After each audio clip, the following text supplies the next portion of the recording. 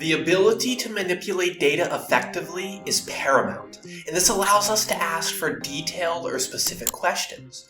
And no matter your goal or job, having the right tools can make all the difference in data analysis. This brings us to the focus of today's episode, your official introduction to Pandas, your data manipulation toolkit. Welcome back, guys, to another episode of PyPod Chronicles. Welcome to PyPod Chronicles, a series that brings our tech blog to life in a whole new way.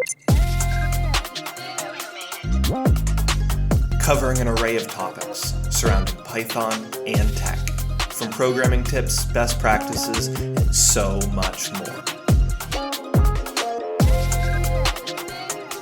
Let's get immersed in Python with the Nerd Nook on the go.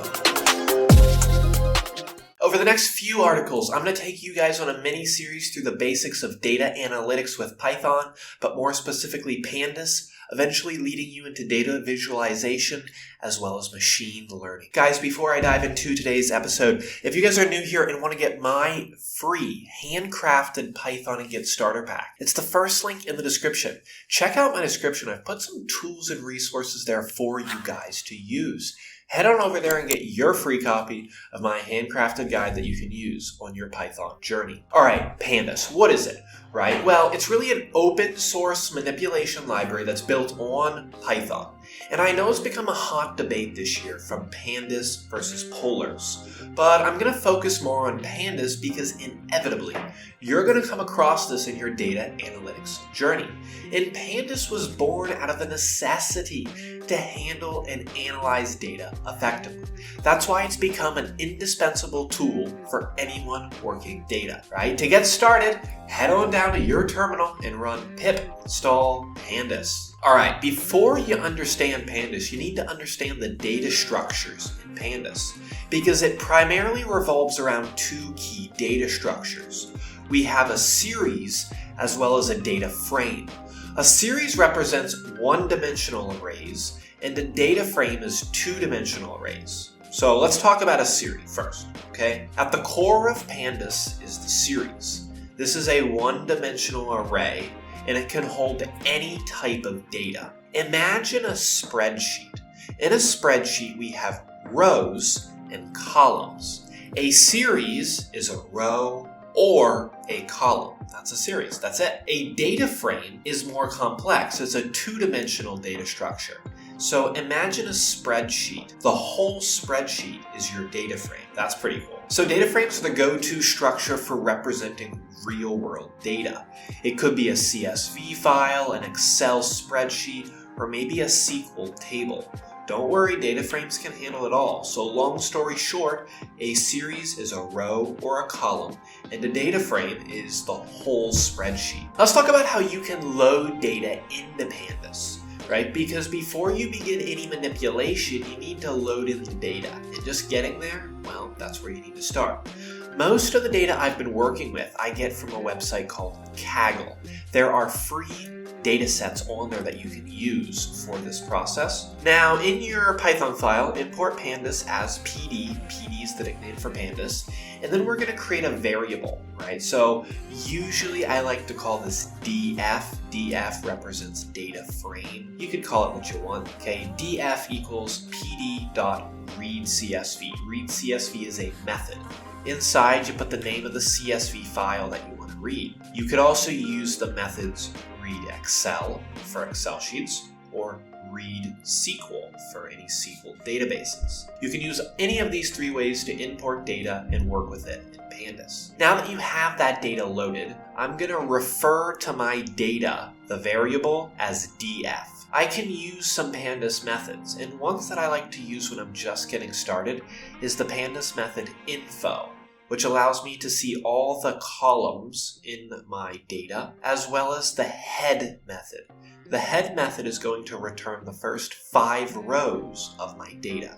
So df.info, df.head, it allows me to inspect what type of data I'm working with. Now imagine that I want to get the position of something in this data. My data is called df, and our data is like a dictionary. If I want to access any value in the data, dictionary key unlocks a value. So df And the key is going to be df with another key. So if I want to get ages, the key is going to be df ages. That's going to return the whole column of ages. And I could filter that even more. I could say greater than 50. And that means I'm getting all the ages that are greater than 50. Okay, so I've kind of taken you through the initial part, but let's walk through loading your data in those steps. You've installed Pandas. You've loaded a CSV file called df. You've gotten the basic info with the info in the head method. Now you need to deal with missing values, because missing values are not good to have in our data sets. Okay, this is the cleaning data part. And I'm actually going to talk about this in next week's episode, because that's the first and most important part of the data analytics process, is cleaning our data.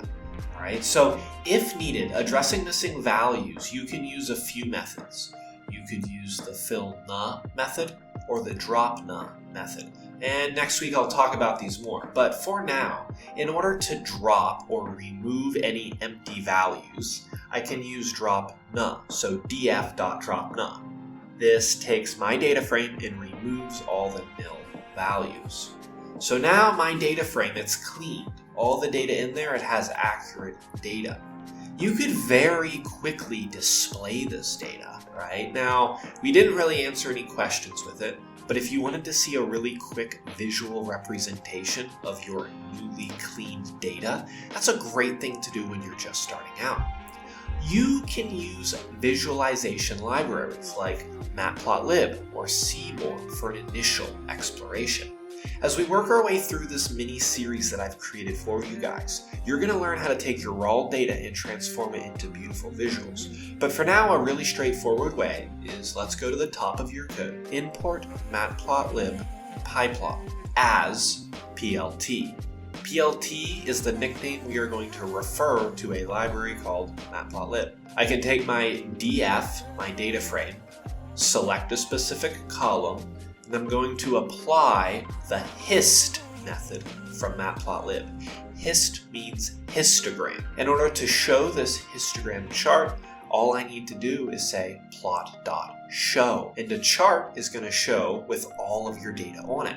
This is a great way to get an initial exploration of your data, right? You can visually see how skewed it is, what data you might be working with.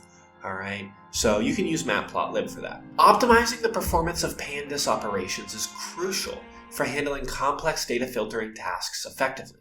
Understanding the impact of various operations on performance, leveraging processing capabilities, and utilizing optimized Panda functions can significantly improve the speed as well as the efficiency of data filtering. Let's wrap up today's episode. Mastering data filtering with Pandas in Python is a valuable skill for any data enthusiast or professional. By understanding the ins and outs of Pandas filtering capabilities and adopting these best practices, you can see the full potential of data analytics with Python, with its intuitive syntax, the versatility, and the robust performance. Pandas continues to be a cornerstone tool for data handling and data filtering in the Python ecosystem. Over the next few episodes, I'm going to take you guys through each step of the process for data analysis, from data cleaning, filtering, grouping, all the way to data visualization. All right, before I leave you guys from today's episode, I'm going to address a few popular questions that I get asked, or in case you missed anything. Pandas is a popular choice for data filtering because it has a comprehensive set of functions and it's built on Python. So if you're coming from Python, it makes it super easy to pick up. If you need to handle any missing values in your data set, you can use the methods isNil, fillNa, and dropNa.